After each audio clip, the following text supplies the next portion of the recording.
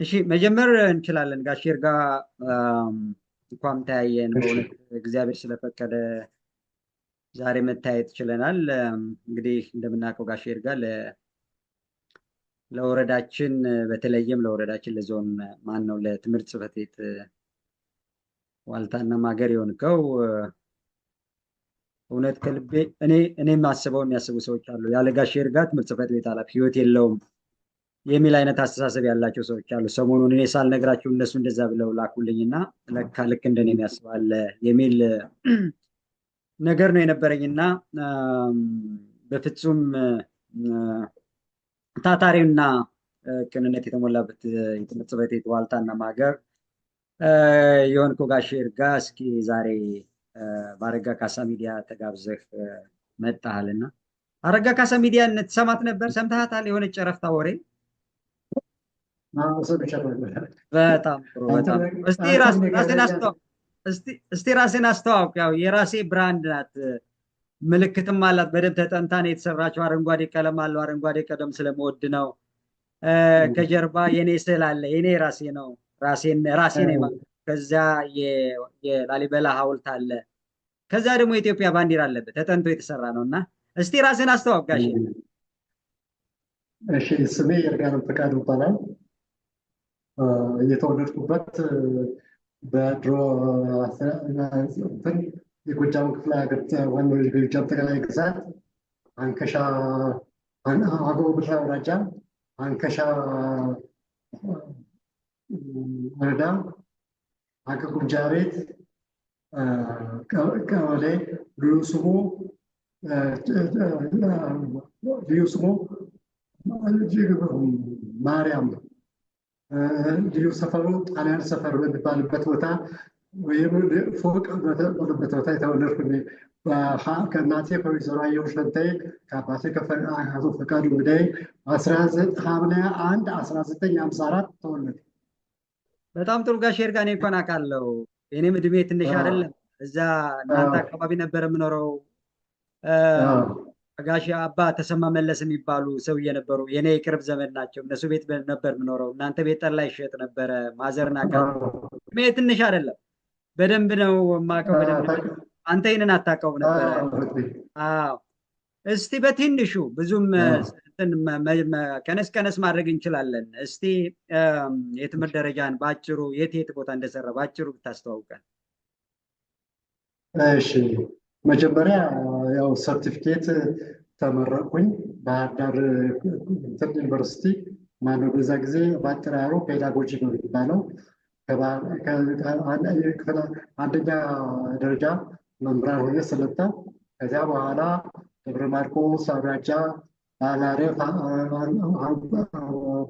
አጠቃላይ አንደኛው ደረጃ ትምህርት ቤት መምህር ኃላፊ ሆኜ ሰርቻለሁ። ለብዙ ዓመታት እዚያው ሰርቻለሁ። ከዚያ በኋላ ደጀን ወረዳ ታብሸንጎ ትምህርት ቤት አጠቃላይ ሁለተኛ ደረጃ ትምህርት ቤት የሂሳብ መምህር በመሆን ሰርቻለሁ። የሂሳብ መምህር የሳይንስ መምህር። አዎ በጣም ጋሽ ይርጋ እና የሂሳብ ትምህርት አይለያዩም። እኔም አውቃለሁ። ትምህርት እንግዲህ ጋሽ ይርጋ በግራ እጅ ነው የሚጽፈው። እጅግ በጣም ፈጣን ነው። ሂሳብ በማስተማር የሚታወቅ ነው። እኔ በደንብ ስለማቅ እንግዲህ ብዙዎች ስለሚያውቁት ብዙ ማብራራት አይጠበቅም። ከዚያ ቀጥሎ ከዚህ በኋላ የትምህርት ጽሕፈት ማን ነው የሃይ ስኩልም ርዕሰ መምህር የነበርክ ይመስለኛል። ከዚያ ትምህርት ጽሕፈት ቤት አካባቢ የነበረን ቆይታ እስቲ በትንሹ እስቲ ገለጽልን ጋሽ ይርጋ። ከዚያ የጽሕፈት ቤት ኃላፊ ሆንኩኝ። ከጽሕፈት ቤት ኃላፊ ሆኜ ተወሰነ ሳገለግል ቆየሁ። ከዚያ በኋላ ታጠፋ የወረድኩኝ የፕሮግራሞች አስተባባሪ ሆኜ በመስራት መደበኛ ትምህርት ዴስክ ኃላፊ ሆኜ ብዙ ከአንተ ጋርም ሰርተናል። ብዙ ሰርቻለሁኝ። ኢንስፔክሽን እንግዲህ ጋሽ ይርጋ ኃላፊው ቢቀያየርም ኃላፊው በየጊዜው ይቀያየራል። ዞሮ ዞሮ ግን ትምህርት ጽሕፈት ቤት ማለት እነ ጋሽ ይርጋ ያሉበት ነው እና እነሱ ከሌሉ ትምህርት ጽሕፈት ቤቱ ምንም እንቅስቃሴ ሊቆም ይችላል እና እውነት ለመናገር እኔ በደንብ ስለማቅህ እኔ አሁን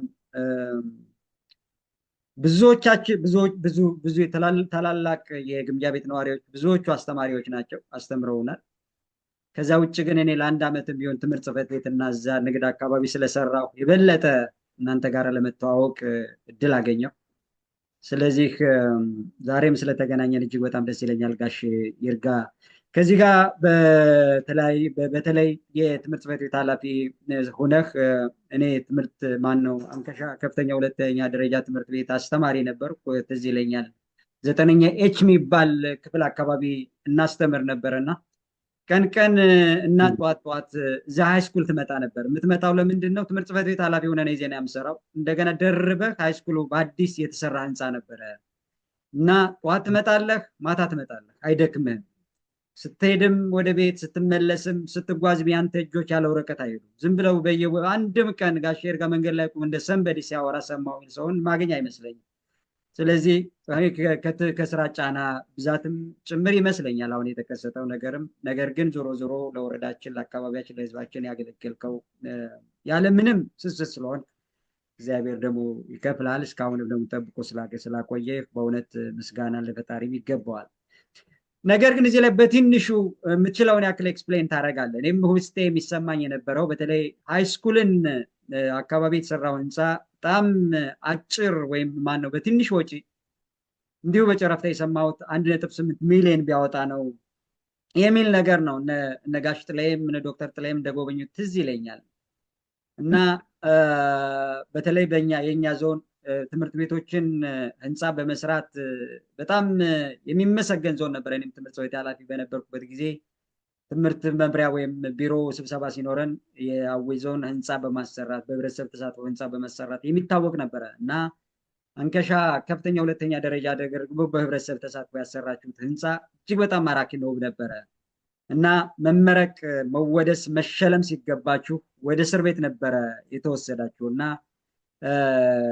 ብዙዎቻችሁ እንዲያውም አንዳንዶቹ ከስራ ሁላ ተፈናቅለው አሁን ለምሳሌ ኢንጂነሩ ከስራ ሁላ ተፈናቅለው የት እንደገባ እንኳን ሳናቅ ነው የቀረው። እነዚህ አካባቢ እስቲ እናንሳ። ምን ነበር አጋጣሚ? የምትችለውን ያክል ብቻ አብራራበታለሁ እኔ ስለማውቀው። እንግዲህ እንደዚህ ነገሩ አሁን ሃይስኩል ወደ ህንፃ መሰራት አለበት ተባለና ክፍለ ሀገሩ መመሪያ አረደ።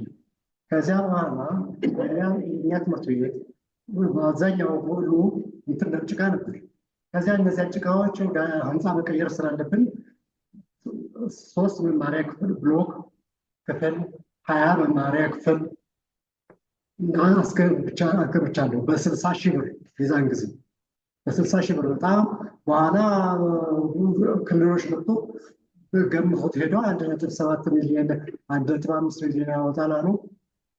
ከዚያ አንጻር ከዚያ ከአንዳንድ ጥቅማ ጥቅም ፈላጊዎች ጋር ግጭት ፈጠርን፣ ከፈሱኝ። ጸረ ሙስና ሄዱ። ከዚያ በኋላ ጸረ ሙስና ሄደው አመለከቱት። የኛ ህዝብ ደግሞ ብሎ እንዴት ይታሰራል? ህንፃ ስላሰራ ነው የሚታሰር ብሎ ብሎ ሄደው አመለከተ። እኔ ትዝ ይለኛል የደብረ የቤተክርስቲያን እንትኑ ኃላፊው ጌታ ገብረ ማነው ስማኮነ እሱን አስተባብሮ ይዞ ሄዶ ነበረ። ከዚያ በኋላ ይህን አይነት ቤት አስይዤ ነበር ያሰራሁት። ከዚያ በኋላ ቆርቆሮ ቤት አስይዤ ነበር ያሰራሁት። ከዚያ በኋላ ቆርቆሮውን ያሳስኩት ልጆች ሳያውቁ ባለቤቴ ሳሰማ በራሴ ዝም ብዬ እንትን አልኩኝ። 90 ሺህ ብር ተበደርኩ ከማዘጋጃ ቤቱ። ከዚያ በኋላ ህንፃው አሰራሁትኝ። ይሄ ነው አጭር የህይወት ታሪክ ነው።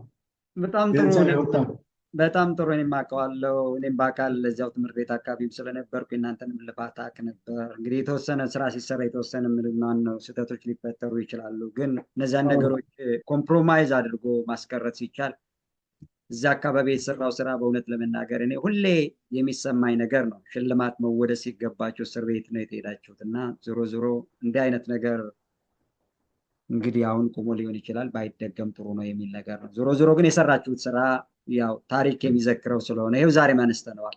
ንጽህናው ደግሞ ንጽህና ስለሆነ ስለዚህ በጣም የሚመሰገን ስራ ነበር የሰራችሁት። በቅርብ ስለማውቀውና ብናነሳው በጣም ደስ ይለኝ ነበር ግን ተወሰነ ነገር ነው ማብራሪያ እንጂ በቂ ነው፣ ችግር የለም። በቂ ነው። ተጨማሪ ነገር ካስፈለገ በጣም በሂደት እናብራራ። በጣም አሪፍ እሺ። በጣም አሪፍ እኮ ነው። የእሷ ጊዜ የሰራ ነው። ትርስ ህንፃው እንግዲህ 60,000 ብር ያስፈጽመው 3 ብሎክ ህንፃ ነው። 20 መማሪያ ክፍል በጣም ዘመናዊ በሆነ በጣም ዘመናዊ ዘመናዊ በሆነ የተሰራ ነው እና ከዚያ በኋላ ሃይስኩሉ ተፈቀደ። በቃ መምህራንም እንደልባቸው እንትን አሉ። ስታፍ ከዚያ በኋላ የተረፈ ቆርቆሮ ነበር። አሁን ርዕሰ መምህር ደህና ታታሪ ርዕሰ መምህር ነበረ። እሱ ርዕሰ መምህር አዳራሽ አስተዳደር ክፍል አሰራበት። በጣም ደስ የሚል መማሪያ ክፍል ሆኗል። አሁን አስተዳደር ክፍል ሆኗል። አሁን የምታየው ከሆነ አውቃለሁ የሚያምር አውቃለሁ። ጋሽ ይርጋ እንግዲህ ለወረዳችን ያልኩት ነው፣ ያለማጋነን ነው የምናገረው እና ቀንም ሌትም እንግዲህ የህይወት ዘመንን ያገለገልክበት ወረዳ ነው። ስለዚህ ታሪክ ይዘክራል። አሁን በዋናነት ደግሞ ከዚህ ቀጥሎ እንድናነሳ የምፈልገው እንግዲህ ይህንን ስራ በተመለከተ እኛውን ስራ የወረዳውን ስራ የማህበረሰቡን ስራ ስሰራ ደግሞ የቤተሰብ ሚና ትልቅ እንደሆነ ማንሳት እንችላለን። ስለዚህ ምናልባት እዚያ አካባቢ ብታነሳ ደስ ይለኛል።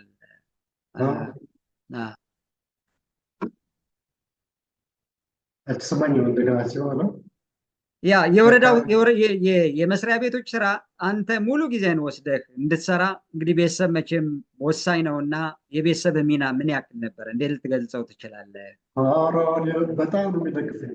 በተለይ ባለቤቴ ቅድም እኮ ነግሬሃለሁ፣ ቤቱን ሁሉ ሳሲዝ ምንም ነገር አታውቅም። 9,000 ብር ሲበደር ምንም ነገር የምታውቀው ነገር ነው። እኔ ነኝ ማዘጋጃ ቤት የተመደብኩት።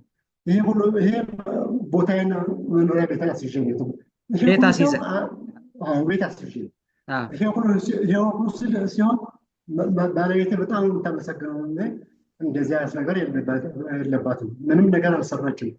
ምንም ነገር አልተቃወመችኝም ነበር የዛን ጊዜ። በኋላ ይሄ ነው እንግዲህ ያደረ በጣም ይሄ እንግዲህ ፍጻሜ ደርሷል። አንተን በጣም ነው ከልብ የማመሰግነው። እግዚአብሔር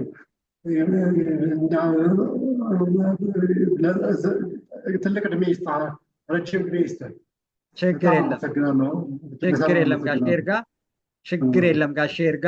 እንግዲህ አሁን የተፈጠረው ህመም መቼም ያለ ነው። እግዚአብሔር ደግሞ አትርፎ ስለተገናኘን ደስ ይለኛል። እንግዲህ ይህ ህመም የሚመጣው ራስን ባለመንከባከብ፣ በስራ በመወጠር በመሳሰሉት ነገሮች ነው የሚመስለኝ እና አሁን በሕክምና አጠራር ክሪቲካል ኢልነስ በሚባል ደረጃ ላይ ነው ያለኸው እና ይህ ህመም ሲመጣ ምልክቶች ምን ነበሩት? ሕክምናስ ተከታትለህ ነበረ ወይ? በቅንነት ያገለገልከው ማህበረሰብስ እንዴት ጠየቀ? እስቲ እዚህ ጋር አንዳንድ ነገር እስቲ እናንሳ። እንግዲህ እንደዚህ ነው። በትክክል ያው እየመጣ ይጠይቀኛል። ተጠይቆኛል። እግዚአብሔር ይማርልኛል። በቃ ከዚህ በተረፈ ነገር የለም። እግዚአብሔር ይመስገን። የነሱ ጸሎት፣ የአባቶችን ጸሎት እስካሁን ያቆየኝ። እንግዲህ ከሞት አተርፎኛል። ቀሪ እድሜን እግዚአብሔር ይባርክልኝ። አሪፍ ነው። በጣም ደስ ነው የሚለኝ። ለምን ከነገ ወዲያ ማነው ወደ ሆኜ የነበሩ ሰዎች ሲለዩ አይቻለሁ። ላሊበላ ድረስም ታውቀዋለህ አንተ። እኔ መጥቶ አይቶኝ ከሆነ በኋላ ወዲያውኑ ግፊት የገደለው እና ከዚያ እንትን ማለት እግዚአብሔር አድኖኛል። በጣም ይወደኛል ማለት ነው። በጣም ግሰ ማርያም ትወደኛለች። እኔም አዘውትሬ ነው የማመሰግነው። እሷ እግዚአብሔር እንግዲህ እውነት ማርያም ግሰ ማርያም እግዚአብሔር እንደዚህ ዛሬ ቆምኛለች እና እግዚአብሔር ስፋከብሩ እሷ ፈጣሪ ነው የማመሰግነው። በጣም ጥሩ ጋሽ ይርጋ። እኔ ጋሽ ይርጋ ወደ ትምህርት ጽሕፈት ቤት ስሄድ ጋሽ ይርጋ ተወካይ ኃላፊ ወይም ኃላፊ ነው የነበረው። ስለዚህ እኔም ብዙም ሳላስብ ነው የሄድኩት። ጋሽ ይርጋ እንደ ሌሎቹ ሰዎች ኃላፊ የነበረ ሰው መቼም ሌላ ዝም ብሎ መጥቶ እዚያ ጉብ ሲል ኮምፕሊኬትድ አድር ኮምፕሌክሲቲም ነበረ ይኖር ነበረ። ጋሽ ይርጋ ግን እንዲህ አይነት በፍጹም አይታይበት። ድሮም አስተምሮናል፣ አሳድጎናል። እዚያም ስንሄድ ተንከባክቦ የሚያሳይን አንስቶ ብዙ ስራውን የሚሰራ እሱ ነበረ እና ከዚህ ጋር ተያያዙ ሌሎች ሰዎችም እንዲነሳ የጠየቁኝ የወረዳውን ትምህርት ሴክተር ስትራቴጂክ እቅድ በማዘጋጀት በመገምገም በሞዴልነት ጋሽ ይርጋ ይታወቃል። ግን እንደ ሰዎቹ ልታይ የሚል ባህሪ የለውም። በዚህ ዘመን በማስመሰልና በማስቆጠርና በማስጠቆር በሚኖርበት ዘመን በማስመሰል በሚኖርበት ዘመን ይሄ ነገር ጋሽ ይርጋ ስራ መስራት እንጂ ለማስቆጠርም ለማስጠቆርም ልታይ ባህሪም አይታይበትም ይላሉ። እሱ ላይ እስቲ ትንሽ ነገር አድርግ እስቲ ደግሞ ትክክለኛውና ሪያሊቲውን እውነት ለመናገር ደግሞ ትክክል ናቸው። በቃ እኔ ማስተማር ነው እንጂ ሌላ ነገር ምንም ነገር የለም። ወይም ደግሞ የጽሕፈት ቤት ባለሙያም ስለሆን ነበርኩኝ። የዛን ጊዜ መደበኛ ስራዬን ስትራቴጂ እቅድ በማውጣት በመንደፍ እቅድ በማውጣት 5 ስትራቴጂ ነበሩ። እነዚያን በመምራት በቃ የራሴ ያክል የደከመኝን ያክል ነው የምሰራ። እኔ በእውነት ምሳ ሰዓት የሚባል ነገር ትዝ ብሎኝ አያውቅም። ምሳዬን ሁሉ ከደከሙ በኋላ በእውነት እግዚአብሔር እና ወደ እግዚአብሔር ደስ ብሎኛል። ስራ መስራቴ እናንተን ሁሉ አውጥቻለሁ። ዛሬ ይሄ ብዙ ነገር ናቸው። በጣም ደስ ብሎኝ በጣም እግዚአብሔር ይመስገን። አመሰግናለሁ። በጣም ነው የማመሰግነው። እግዚአብሔር ይመስገን። በጣም ጥሩ ጋሽ ይርጋ፣ እንግዲህ ይህ ህመም የተከሰተው በጥሮታ ከወጣህ በኋላ ይመስለኛል እና ያገለገልከው ማህበረሰብ ያገለገልከው ትምህርት ያገለገልካቸው ትምህርት ቤቶች መምህራን ማህበር የመሳሰሉ ተቋማትን መጥቀስ እንችላለን።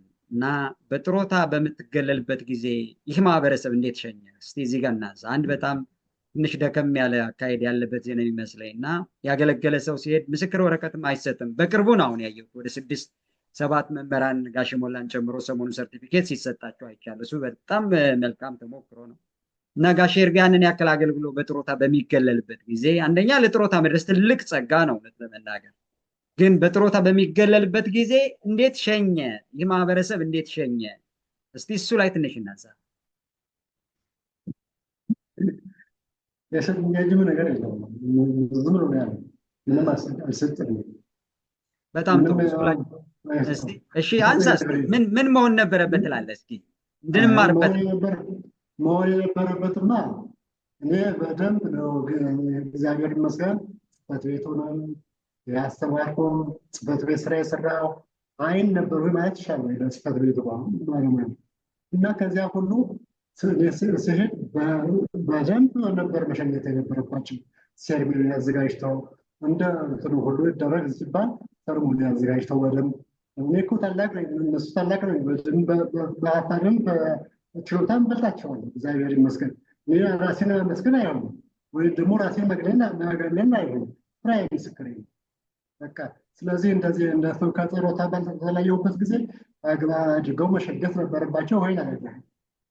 በጣም ጥሩ ጋሽ ይርጋን እሱ ላይ እንድናነሳ እንድንማርበት ብዬ ነው። አንድ ሰው ለ3 ወርም ለ4 ወርም 1 ዓመት የሚዳዝማተር የፈለገውን ያክል ርዝመት ቢቆይ የሆነ ቦታ የሆነ ማህበረሰብ ጋር አንድ ትምህርት ቤት ሊሆን ይችላል፣ የሆነ መስሪያ ቤት ሊሆን ሰርቶ ሲዘዋወረው የሆነ ቦታ እንኳን ሲሄድ የሆነ ዝግጅት ተደርጎ ደህና ሁን፣ ስራ ቀሪ ጊዜ ይቃናልህ፣ ስራም ይቃናልህ ተብሎ ይሸኛል እና በእኛ አካባቢ ወይም በሁሉም አካባቢ ሊሆን ይችላል። አሁን ክፍተት የሚታይ የሚመስለኝ አንድ ሰው በተለይ ያንን ያክል ጊዜ 40 ይሁን 50 ዓመት አገልግሎ በሚሄድበት ጊዜ ወደ በጥሮታ በሚሰናበትበት ጊዜ እኔም እንደታዘብኩት ምንም ነገር አይደረግም። ወረዳው ምንም አይደረግም፣ ዞኑም ምንም አይደረግም፣ በትምህርት ቤቶችም ምንም አይደረግም። ይህ በትምህርት ብቻ አይደለም መደረግ ያለበት። በነገራችን ላይ በግብርናም ከሆነ ግብርና ሴክተር ያሉ ሰዎች ቢያንስ ያ መስሪያ ቤት ሰራተኛ ወይም መስሪያ ቤቱ አዘጋጅቶ ሻይ የሆነች ነገር አዘጋጅቶ ሰርቲፊኬት ሰጥቶ አመስግኖ ቢልክ ይሄ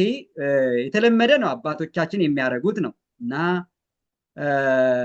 እዚህ አካባቢ ያለው ነገር ትክክል አይደለም ብዬ አስባለሁ። እኔ ለወደፊትም ብዙ ተቋም ምንም ተጨማሪ መቋቋም ያለበት መስሪያ ቤት ወይም የሆነ ተቋም የሚያስፈልግ አይመስለኝም። አሁን ለምሳሌ መምህራን በሚሰናበቱ ጊዜ በአመት 10 ሰው እኮ አይሰናበትም እኮ በየአመቱ በጥሮታ የሚገለሉ ሰዎችን ሊስት እየወሰደ በየአመቱ የሆነ ቦታ ላይ ልክ ሰሞኑን በሃይስኩል አካባቢ እንደተደረገው የማድረግ ነገር ቢኖር ግብርናም እንደዛው ሌላ ሴክተርም እንደዛው እንደዚህ አይነት ነገር ቢለመድ ምን ችግር አለው?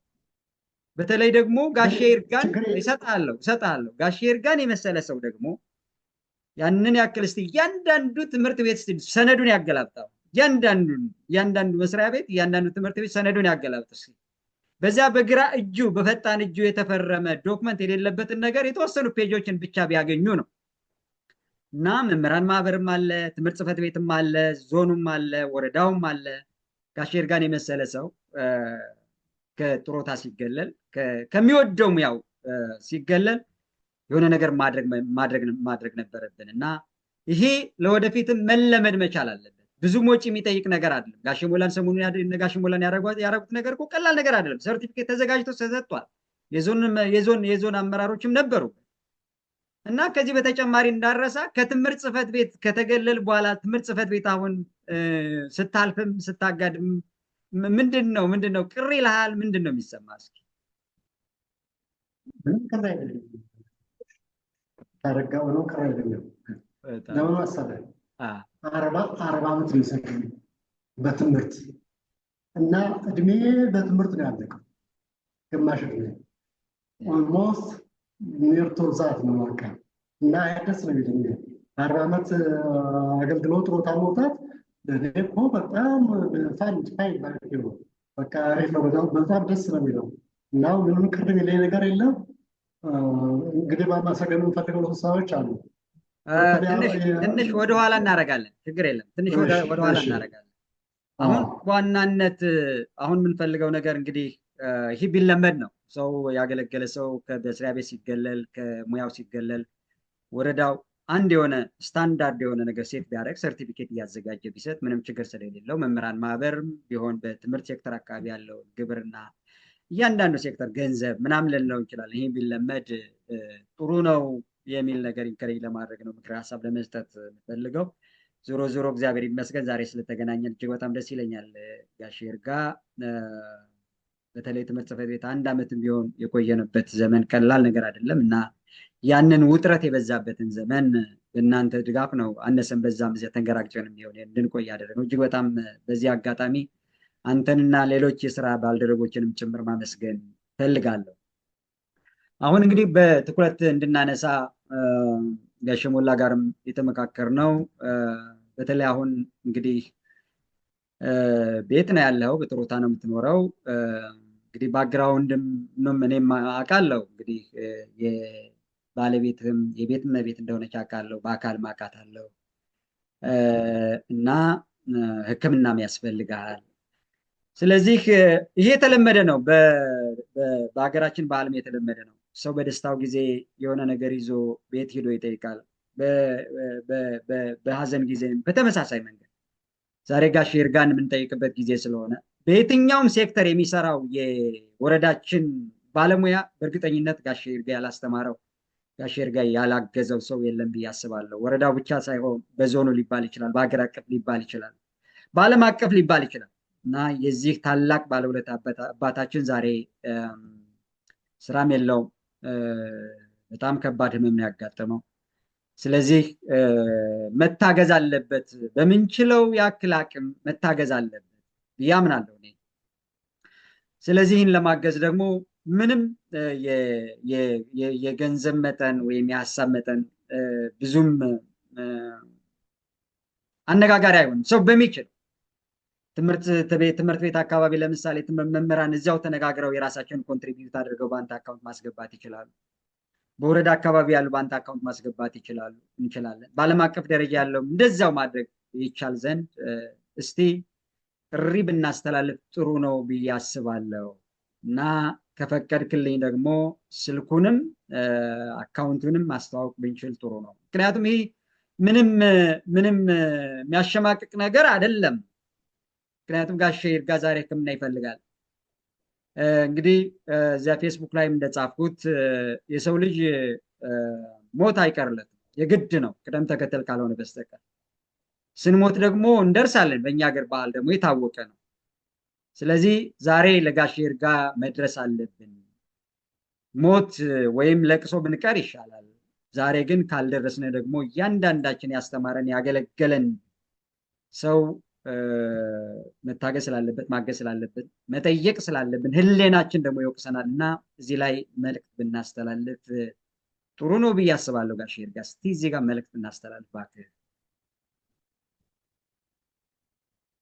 እሺ እኔ በአብዛኛው በጸሎት ብትረዱኝ አመሰግናለሁ ነው። በጸሎታቸው እርዱኝ። የሁላችሁ ደግሞ በአቅም መሰረት እንድትረዱኝ የአካውንት ቁጥሬ 10,078 16 52 84 ነው። እንደገና ድገመው 10,078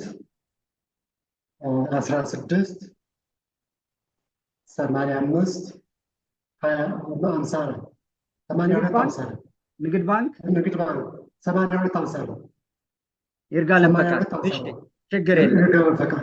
ስልክህ ደግሞ ስልኬ 09 18 80 02 22. እሺ ቀጥል እስቲ መልዕክት አስተላልፍ ወይስ አስተላለፍክ? የለም መልዕክት ይኸውልህ መጀመሪያ የምታመሰግንልኝ ወይ ምስጋናውን ወደኋላ አንዴ ጋሽ ሞላ ለቅርብ ላይ በጣም የምናመሰግን እንዲህ አይነት ሰዎችን እያፈላለግ ከችግር ለማውጣት የምታደርገው ጥረት። አቶ ይርጋለም ፈቃዱ ረጅም ጊዜ አስተማሪ መሆኑ ገልጿል። እንደገና ደግሞ በርካታ ምሁራን ያፈራ ነው። እዚህ አሁን ያለነው እንጅባራ ዩኒቨርሲቲ ዋይፋይ ባለበት ቦታ ላይ ነው። እንጅባራ ዩኒቨርሲቲ ፕሬዚደንት እሳቸው ዶክተር ጋርዳቸው ወርቁ የእሳቸው የአቶ ይርጋ ተማሪ ናቸው እና ከዚህ መጀመር እንችላለን። ከዚህ ቤት ማለት ነው በርካታ ዶክተሮችን፣ ፕሮፌሰሮችን፣ ማስተሮችን ያፈራ ትልቅ የእውቀት አባት ነው እና ይህ አባት ከ3 ዓመት በፊት ጀምሮ በተፈጠረው የደም ግፊት ችግር የተወሰነ አካል ክፍል ተጎድቷል።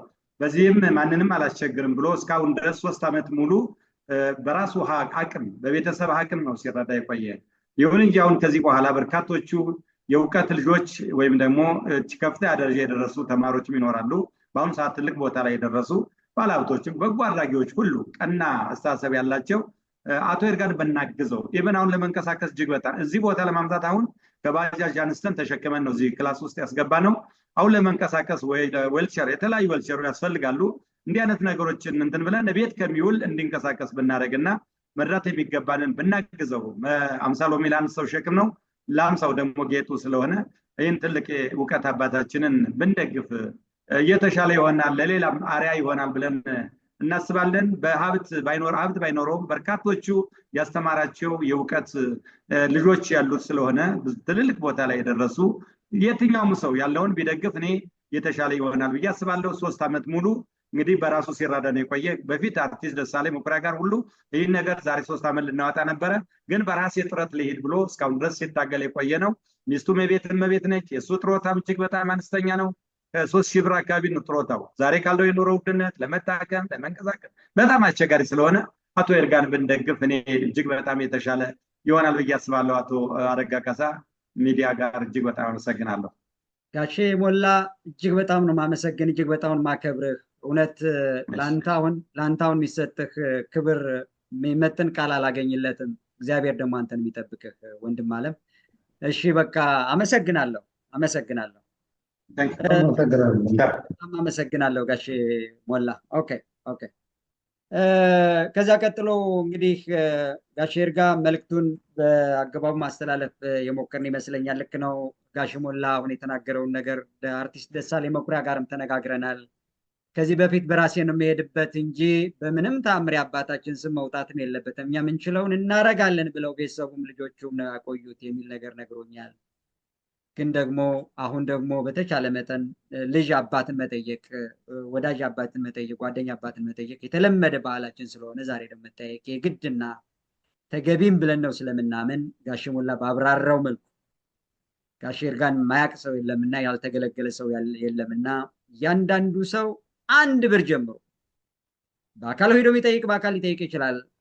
የግድ በአካል መሄድ ደግሞ ላያስፈልግ ይችላል። ከ1 ብር ጀምሮ የወረዳው ያለው አጠቃላይ ማህበረሰብ፣ መስሪያ ቤት ሰራተኞች፣ ነጋዴዎች፣ በውጭም በውስጥም ያለው የአካባቢያችን የሀገራችን ማህበረሰብ ለጋሽ ይርጋ ሕክምና ዛሬ ሊደርስለት ይገባል። ይህ ለቅሶ ብንቀር ይሻላል የሚለውን መልእክት ነው ያስተላለፈው። ጋሽ ሞላን እጅግ በጣም ነው የማመሰግነው። እዚህም ያደረሰው እሱ ነው። ተነጋግረን ባጃጅ ተከራይቶ ስራ ስለሌለው አይደለም። እና አሁንም ጋሽ ሞላ የአካባቢያችን የወረዳችን የከተማችን ግርማ ሞገስ ነው። እግዚአብሔር እሱን የሚጠብቅልን ከልብ ነው የማመሰግነው። ጋሽ ይርጋ አንተም ፈቃደኛ ሆነ አክብረህ እስከነ ህመምህ እዚህ መጥተህ ይችን ሚዲያ ማክብረህ ዛሬ ፊትህን ማየት ስለቻልኩ እጅግ በጣም አመሰግናለሁ ጋሽ ይርጋ። እንግዲህ ከዚህ ጋር በተያያዘ መንገድ ብዙ መልእክቶች እንድታስተላልፍ ፈልጌ ነበረ፣ ግን ከዚህ በላይ መሄድ ስለማንችል ያው እየደከምህም ስለሆነ አንተ ለወረዳችን ለአካባቢያችን ሞዴል ሰራተኛ ነህ። ስለዚህ ትውልዱ ከአንተ ሊማር ይገባል። ታታሪነት ምንድን ነው የሚለውን ነገር ሰው ከፈለገ ከጋሽ ይርጋ ሊማር ይገባል። ስለዚህ ዛሬ አንተ እዚህ እንድትመጣ የተፈለገበት ምክንያት በርካታ ምክንያቶች አሉ። አንደኛው ለማመስገን ነው በትንሹም ቢሆን። ሁለተኛው ያንተ ታሪክ በትንሹም ቢሆን ጉግል ውስጥ ገብቶ ጋሽ ይርጋ ማን ነው ብሎ የሚፈልግ ሰው ጉግል ውስጥ ገብቶ እንዲያይ እንዲመለከት ሰነድ ለማስቀመጥ ነው። ሶስተኛው ነው ዋነኛው ግን አሁን ሕክምና ያስፈልጋል። ቅድም ጋሽ ሞላ ባስቀመጠው መንገድ ዛሬ ኑሮ ውድነት አለ። ባለቤትህም ቢሆን የቤት ባለቤት ነች እና በአስፈላጊ የሆነ ድጋፍ ስለሚያስፈልግን ጥሪ ማስተላለፍ ስለሆነ ስለዚህ ይህንን ነው ማለት የምፈልገው። ቪዲዮንም በተቻለ መጠን እናጋራለን።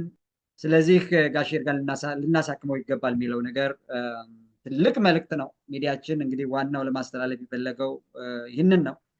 ስለዚህ ጋሽ ይርጋ የምጨምረው ነገር ካለ ጨምርና ከዛ የምታመሰግነውን ሰው ካለ አመስግንና ከዚህ በላይ ባላደክም ደስ ይለኛል። በጣም ጥሩ። እንግዲያው መጀመሪያ የምታመሰግነኝ የአማራ ክልላዊ ትምህርት ቢሮ አመሰግናለሁ። መጀመሪያ እኔ በዚያም ጽሕፈት ቤት ኃላፊ የሆኑ ስራ ስለነበር ከዚያ በኋላ ተሸላሚ እኮ ነው የወረዳ ተሸልመናል። ምን ሽልማት አለ? እስቲ በትንሹ የምታነሳው ነገር አለ? ረሳሁት። እንዲያውም ሞተር ብስክሌት ተሸልመናል።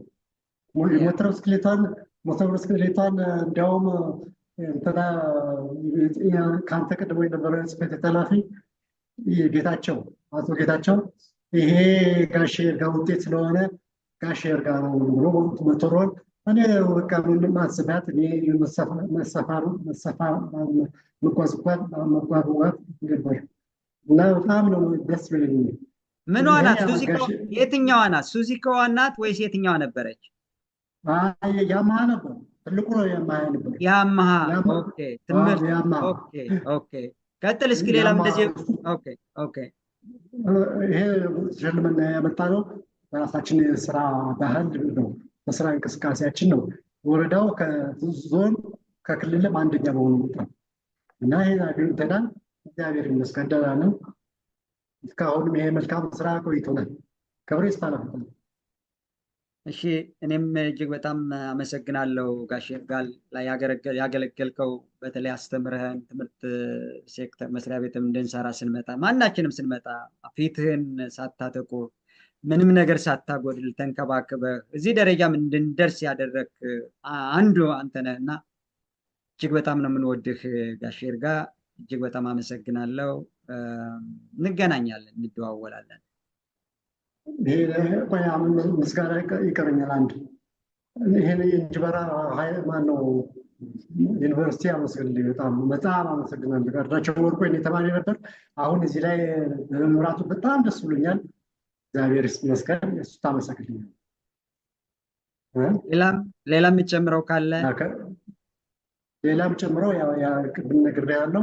የአማራ ክልላዊ ትምህርት ቢሮ ኃላፊ ጽሕፈት ቤት ኃላፊ የቢሮ ኃላፊ እትዬ ሙሉነሽ ደሴ ዶክተር ሙሉነሽ ደሴ እኔ አስተማርኳት የኔ ልጅ ናት እና አሁን ሰላም አመስግናለሁ።